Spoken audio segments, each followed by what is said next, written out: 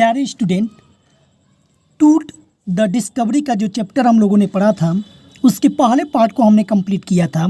आज इस कठिन डिफ़िकल्ट लेसन को एक बार पुनः हम सॉल्व करने का प्रयास करेंगे और इस चैप्टर में हमारा यह सेकेंड पार्ट रहेगा और यह कंप्लीट हो जाएगा। तो चलिए सेकेंड पार्ट का अध्ययन करते हैं। यहाँ तक हमारी कहानी हो चुकी थी। टूट नाउ रेस्ट, टूट को पुनः उस कब्र में जहाँ पे वो सोया हुआ था दफन करने के लिए छोड़ दिया गया, मिस्र के फराओ राजा का। Archaeology has change substantially in the intervening decades. Intervening means बीच के और डिकेट्स मीन दशकों में। सब्सटेंशियली मीन्स बहुत अधिक, यानी कि आर्कियोलॉजी पुरातत्व विज्ञान ने आज के इस बीच के दशकों में काफ़ी परिवर्तन, बहुत अधिक परिवर्तन हो चुका है। Focusing less on treasure and more on fascinating details of life and intriguing mystery of death. Focusing ध्यान देते हुए लेस ऑन ट्रेजर यानी कि खजानों पे कम ध्यान दिए and more on the fascinating details. Fascinating details means हो गया यानी कि हाँ, मनमोहक विवरण पर जीवन की उसके ज़्यादा ध्यान दी गई। यानी कि जो भी साइंटिस्ट इसमें लगे हुए थे उन्होंने खजाने को नाम मात्र ध्यान दिया और उसके जीवन से जो विवरण था उस पर ज़्यादा अपना ध्यान केंद्रित किया रहा। एंड इंट्रिग्यूइंग मिस्ट्रीज ऑफ डेथ और जिज्ञासा, इंट्रिग्यू मीन्स होता है जिज्ञासा पैदा की उसके मृत्यु से, जो रहस्य थी, मिस्ट्री मीन्स रहस्य, मृत्यु से संबंधित जिज्ञासा को पैदा करते चले गए। यानी कि वैज्ञानिकों का उसकी खजाने में कम रुचि थी, उसकी मृत्यु किस प्रकार हुई, उसके जीवन का क्या मनमोहक विवरण था, सबको आंकड़ा जुटाने में लग गए। It also uses more sophisticated tools. आज के वैज्ञानिकों ने तमाम सोफिस्टिकेटेड अच्छे औजारों का इस्तेमाल किया, इंक्लूडिंग मेडिकल टेक्नोलॉजी, उसमें शामिल था मेडिकल टेक्नोलॉजी भी। इन 1968 में more than 40 years after Carter discovery, Carter की खोज के लगभग 40 साल बाद एन एनाटोमी प्रोफेसर, शरीर वैज्ञानिक प्रोफेसर एक्सरे द मम्मी, उन्होंने मम्मी का एक्सरे किया एंड रिवील्ड और खोज निकाला, उजागर कर दिया और स्टार्टलिंग चौंका देने वाली फैक्ट तथ्यों को। बीनीथ द रेजिन्स, हाँ, उस गोद के नीचे, that cakes his chest, his breast bone and front ribs are missing. Front सामने की पसलियाँ गायब थी, सीने की हड्डियाँ भी गायब थी, चेस्ट और सीने की हड्डियाँ गायब थी। ये तथ्य उस वैज्ञानिक ने, एनाटॉमी प्रोफेसर ने खोज कर निकाल दिया। यानी कि आज की मॉडर्न टेक्नोलॉजी के हिसाब से उस मम्मी का एक्सरे किया गया और उसके बारे में इस पैराग्राफ में वर्णन करके बताया गया है। अब हम आगे देखते हैं। Today diagnostic imagine can be done with computed tomography. आज डायग्नोस्टिक निदानात्मक जो चित्र खींची गई कैन बी डन, ये संभव हो सकती थी विथ कंप्यूटेड टोमोग्राफी, यानी कि परिकलित एक्सरे के द्वारा और सीटी स्कैन के द्वारा, बाय विच, जिससे hundreds of x ray in cross section are put together like slices of bread to create a 3 dimensional virtual body. यानी कि 3 डायमेंशनल, त्रियामी वास्तविक शरीर की तीनों कोण से एक साथ 100 ऑफ एक्सरे, हर तरीके से 100 एक्सरे उसके किए गए। टूट की बॉडी पहली बॉडी थी जिसका एक्सरे हो रहा था। डायमेंशनल वर्चुअल बॉडी, 3 डायमेंशनल त्रियामी वास्तविक शरीर का एक्सरे किया गया। What more would a CT scan reveal of toots than the X-ray? आज उस एक्सरे के द्वारा टूट के बारे में क्या रहस्य सीटी स्कैन के द्वारा पता चलने वाला था। And could it answer two of the biggest question, क्या आज ये जानकारी, सबसे बड़े प्रश्न की जानकारी हमें मिल सकती थी। टिल लिंगरिंग अबाउट हिम, जो अभी तक हमारे बीच में पड़ी हुई थी। हाउ डिड ही डाई, कि टूट कैसे मरा था। And how old was he at the time of his death, और टूट की जब मृत्यु हुई थी तो उसकी उम्र क्या थी। ये दोनों प्रश्न जो हमारे सामने बहुत कठिन प्रतीत हो रहे थे, आज इससे पर्दा उठने वाला था। तो इस पैराग्राफ में आज की मॉडर्न टेक्नोलॉजी का उपयोग करके टूट की इमेजिन के बारे में, उसकी जो सीटी स्कैन हो रही थी उसका वर्णन किया गया है। अगला पैराग्राफ, किंग्स टूट डिमाइज, राजा टूट की जो मृत्यु थी, डिमाइज मीन्स मृत्यु, वाज ए बिग इवेंट, वो एक बड़ी घटना थी। इवन बाय रॉयल स्टैंडर्ड्स, यानी कि शाही मानकों के अनुसार भी। He was the last of his family line, वो अपने परिवार का अंतिम शासक था। And his funeral was the death rattle of a dynasty, और उसके वंश की जो मृत्यु की आहट थी वो अंतिम थी। But the particular of his passing away, लेकिन कुछ खास और विशेष उसकी इस प्रकार जीवन से चले जाना, and it aftermath are unclear, और उसके बाद की जो भी घटनाएं थी वो स्पष्ट नहीं थी, अनक्लियर थी, स्पष्ट नहीं थी। यानी कि बताया जा रहा है कि टूट की जब मृत्यु हुई तो वो उसके परिवार की एक बहुत बड़ी घटना थी रॉयल स्टैंडर्ड के अनुसार, शाही मानकों के अनुसार, और वह अपने परिवार का अंतिम शासक था, अपने वंश का। और उसकी मृत्यु के बाद उसकी जो भी आगे की घटनाएं घटती गई उसके बारे में अनक्लियर, यानी कि बहुत अस्पष्ट वर्णन किया गया है, बताया गया है। अब इसके आगे का वर्णन हम अगले पैराग्राफ में पढ़ेंगे, जो कि उसके हिस्ट्री से संबंधित है, उसके परिवार के हिस्ट्री से संबंधित है। ये उसके परिवार का वर्णन है। अमेनहोटेप थर्ड, टूट्स फादर और ग्रैंडफादर। अमेनहोटेप थर्ड उसके पिता थे या दादा थे, ये दोनों में से कौन थे ये क्लियर नहीं है, बस क्या गया टूट्स फादर थे या ग्रैंडफादर थे। वाज ए पावरफुल फ्राओ, वो एक शक्तिशाली फ्राओ थे, राजा थे। Who ruled for almost 4 decades, जिन्होंने लगभग 40 साल शासन किया। At the height of the 18 dynasty golden age, 18 dynasty golden age, हाँ गोल्डन एज यानी कि स्वर्णिम युग के वो काल जो था, स्वर्णिम 18वीं शताब्दी का स्वर्णिम युग का काल था, जो कि अपनी ऊंचाई पर था 40 दशकों के बाद, 40 साल के बाद। हिज सन अमेनहोटेप, उनके बाद उनका पुत्र अमेनहोटेप फोर्थ आया, सक्सीडेड हिम, उसने भी शासन किया। एंड इनिशिएटेड, और शुरुआत की, one of the strangest period in the history of ancient Egypt, प्राचीन मिस्र के इतिहास में एक विचित्र प्रकार के पीरियड की युग की शुरुआत कर दी अमेनहोटेप फोर्थ ने। The new pharaoh promoted the worship of the 18, नए राजा ने प्रमोट किया यानी कि बढ़ावा दे दिया 18 सूर्य 18 की पूजा को। द सन डिस्क, सूरज की सन डिस्क को पूजा को उसने बढ़ावा दिया, प्रमोट किया। चेंज हिज नेम टू अखेनटाटेन, उसने अपना नाम बदलकर अखेनटाटेन रख लिया। और सर्वेंट ऑफ द 18 या 18 का नौकर यानी कि सूर्य देवता का सर्वेंट बना लिया।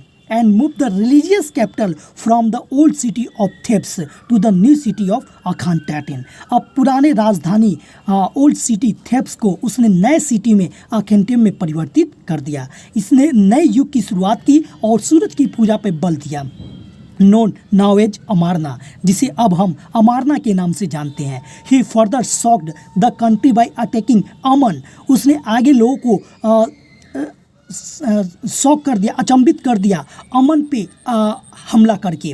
अ मेजर गॉड, वो जो कि एक भगवान थे। स्मैशिंग हिज इमेजेज, उनकी मूर्तियों को तोड़ दिया गया, स्मैशिंग ध्वस्त कर दिया गया। एंड क्लोजिंग हिज टेम्पल्स, और उनके मंदिरों को बंद कर दिया गया।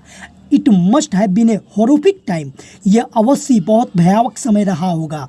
सेड रॉय जॉनसन यह बात कहते हैं, director of the university of Chicago research centre in Luxor, जो कि यूनिवर्सिटी ऑफ शिकागो के रिसर्च सेंटर इन लग्जूर के डायरेक्टर थे। रे जॉनसन ने यह बात कही कि वो कितना भयानक समय रहा होगा जब इसने मेजर गॉड अमन की मूर्तियों को तोड़ना शुरू कर दिया, उनके मंदिरों को ध्वस्त कर दिया, सारे मंदिरों के दरवाजे बंद कर दिए।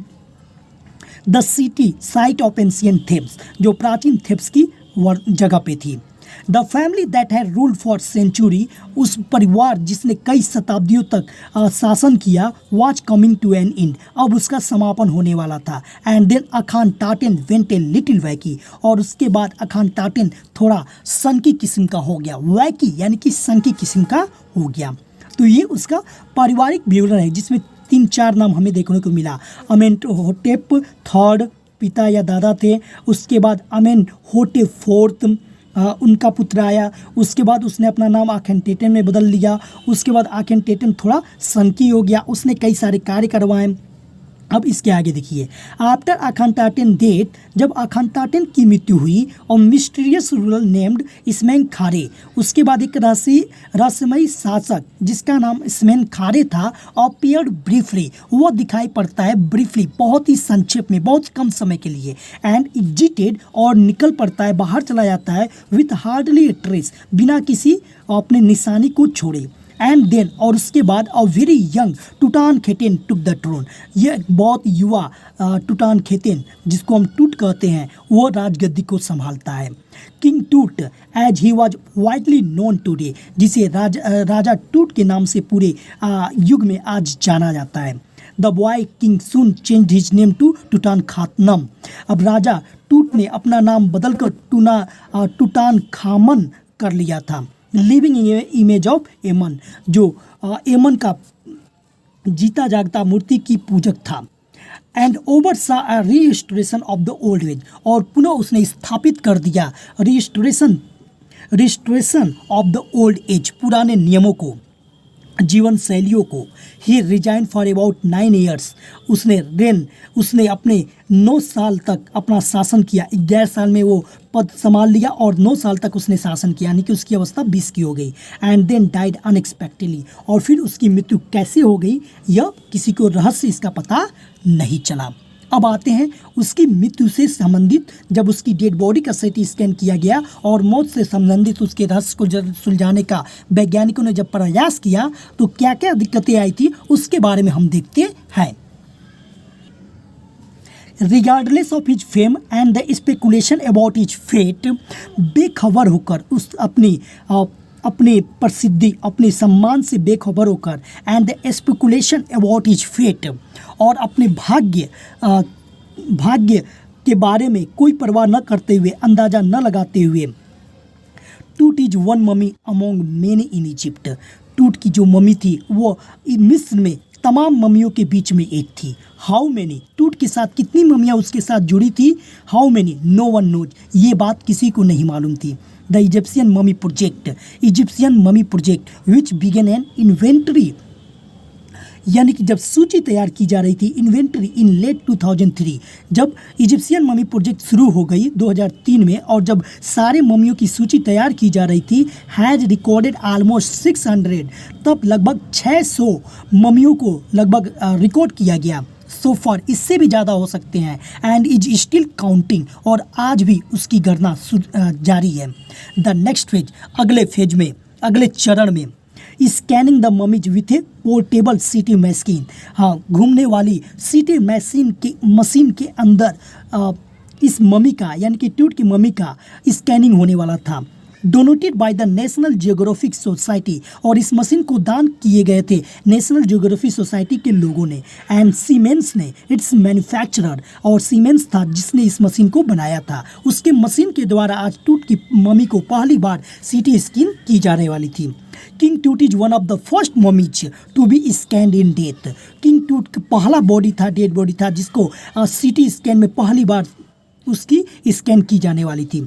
एज इन लाइफ, जीवन में भी, moving regally ahead of his countryman, वो अपने देशवासियों से भी आगे रहा, और मरने के बाद भी सीटी स्कैन की तुलना में भी वो सबसे पहला नंबर पे रहा। और CT machine scan the mummy head to toe, CT machine को चालू किया गया और उसके सिर से लगा के टो तक, पाँव तक उसकी स्कैनिंग की गई। क्रिएटिंग 1700 डिजिटल एक्सरे इमेजेज इन क्रॉक्स, लगभग 1700 डिजिटल एक्सरे, यानी कि उस सीटी मशीन के द्वारा उसकी तस्वीर खींची गई। सेक्शन, सूक्ष्म जांच की गई। टूट से हेड, टूट के सिर का scanned in 0.62 millimetre slices to register its intricate structure, यानी कि जटिल प्रक्रिया के द्वारा रजिस्टर नोट किया गया। 0.62 मिलीमीटर में सूक्ष्म जांच करके उसके सर की पूरे हिस्से को जानने का प्रयास किया गया। टेक्स ऑन ईरिक डिटेल्स, यानी कि रहस्यमय और विचित्र ब्यूरर इन द रिजल्टिंग इमेज, जो सामने आ रही थी उससे लोग अंदाजा लगा रहे थे। ईरिक डिटेल्स में रहस्यमय डिटेल और विस्तृत ब्यूरर।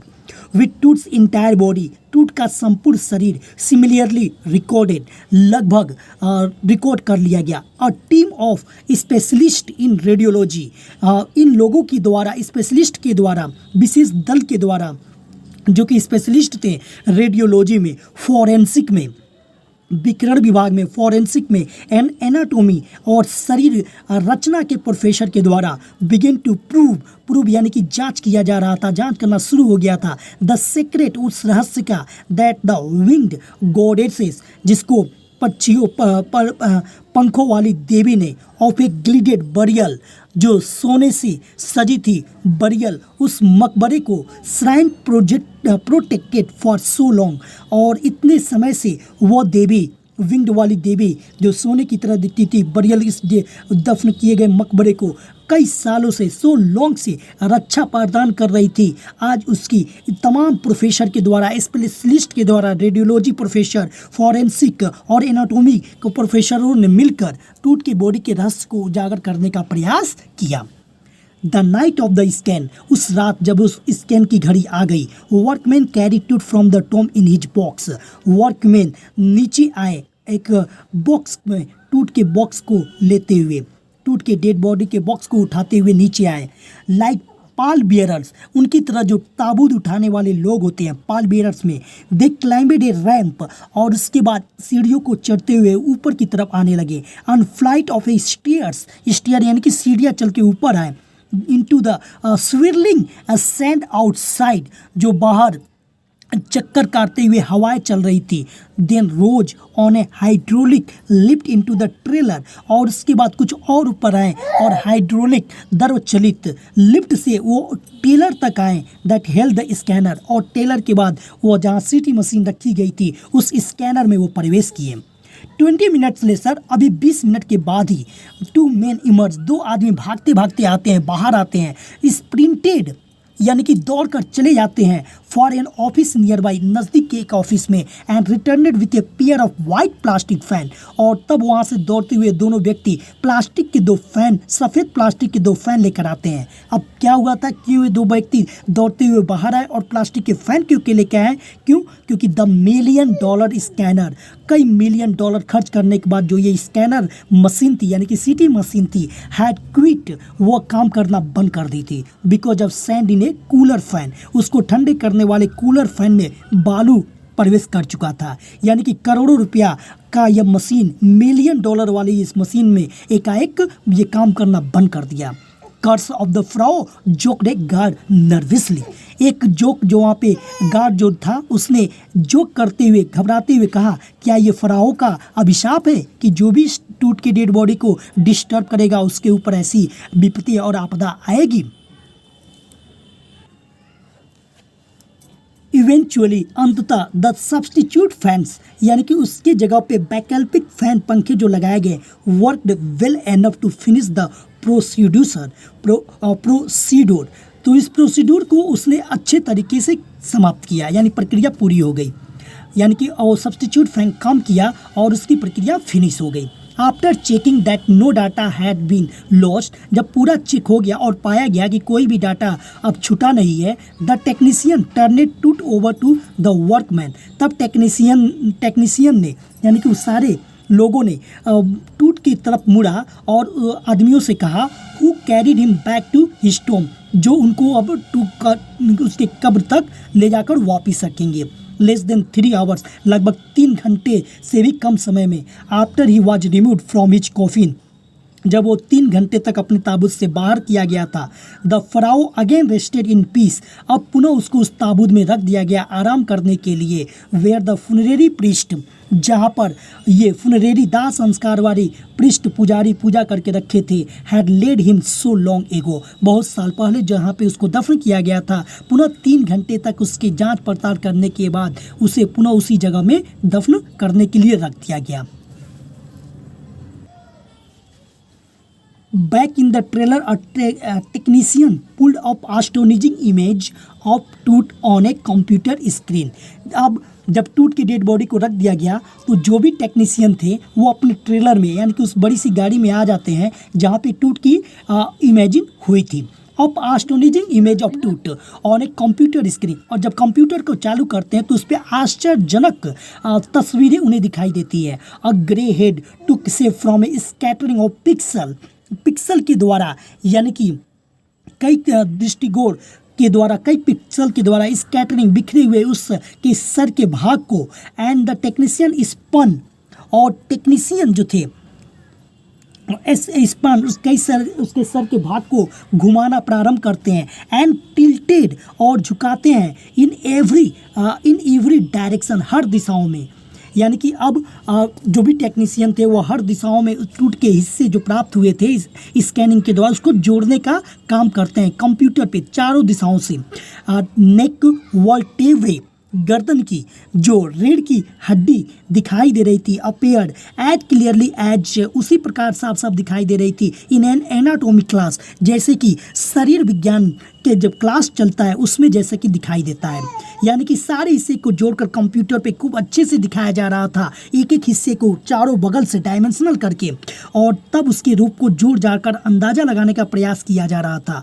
Other images revealed a hand, दूसरी तरफ उसके हाथ का खुलासा हुआ, several ribs of the rib cage, उसके बाद उसकी पसलियों को कई सारी पसलियों का आंकड़ा लिया गया, and a transaction of the school, और कई सारे भाग, खोपड़ी के भाग का भी, ट्रांजैक्शन भाग का भी वर्णन किया गया। But for now the pressure was of, अब सब जब इतना काम हो गया अब कुछ दबाव और कुछ प्रेशर, भाग दौड़ थोड़ा कम हुआ। Sitting back in his chair जाई हवास, अब जाई हवास जो मेन प्रोफेसर थे वो अपने चेयर पर बैठते हुए स्माइल, मुस्कुराते हैं, विजिबली, और दिखाई देते हैं रिलीव्ड, थोड़ा राहत भरा, that nothing had gone seriously wrong, और कहते हैं कि खैर अब कोई ज़्यादा कुछ गड़बड़ नहीं हुआ। I didn't sleep last night, वो ये भी बताते हैं कि मैं पिछली रात से नहीं सो सका था, नॉट फॉर ए सेकेंड, एक सेकेंड के लिए भी नहीं सो सका। ही सेड, वो आगे कहते हैं, यानी कि जाई हवास कहते हैं, आई वॉज सो वरीड, मैं इतना ज़्यादा चिंतित था, बट नाउ, लेकिन अब, आई थिंक, मैं सोचता हूँ, I will go and sleep, कि मुझे अब जाना चाहिए और थोड़ा आराम कर लेना चाहिए। बाई द टाइम, तब जब तक वी लेफ्ट द ट्रेलर, ये ट्रेलर आगे चला नहीं जाता। डिसेंडिंग मेटल स्टेयर्स, डिसेंडिंग यानी कि उतरते हुए मेटल धातु की सीढ़ियों से, टू द सैंडी ग्राउंड, उस सैंडी ग्राउंड, उस बालू वाले जमीन पर, द विंड हैड स्टॉप्ड, हवाएं अब रुक चुकी थी। द विंटर एयर ले कोल्ड एंड स्टील, अब जाड़े का हवा ठंडी हो चुकी थी और अब तक लाइक डेथ इटसेल्फ, शांत हो चुकी थी, स्टिल शांत हो चुकी थी, लाइक डेथ स्टेल्फ, स्वयं मृत्यु की तरह, in this valley of the departed, और इस मौत की, मृत्यु की घाटी में वो सब चीज़ें अब शांत हो चुकी थी। Just above the entrance to Tut's tomb stood Orion, केवल टूट का बॉडी जहाँ पे दफन किया गया था ठीक उसके ऊपर, एकदम उसके ऊपर ओरियन यानी कि मृग तारा का समूह नजर आ रहा था। द कॉन्स्टलेशन, वो तारा समूह, दैट द एंशियंट इजिप्शियन, जहाँ पे प्राचीन मिस्रवादी न्यू, ये जानते थे, as the soul of Osiris, उसे मानते थे कि यह मृत्यु के बाद की देवता की आत्मा है। The God of the after life, और टूट के ऊपर जो तारामंडल दिखाई दे रहा था उनका मानना था कि ये जीवन के बाद के देवता हैं। Watching over the boy king, और ये टूट हमेशा उस जीवन के आफ्टर लाइफ के देवता को हमेशा वॉचिंग करता रहेगा।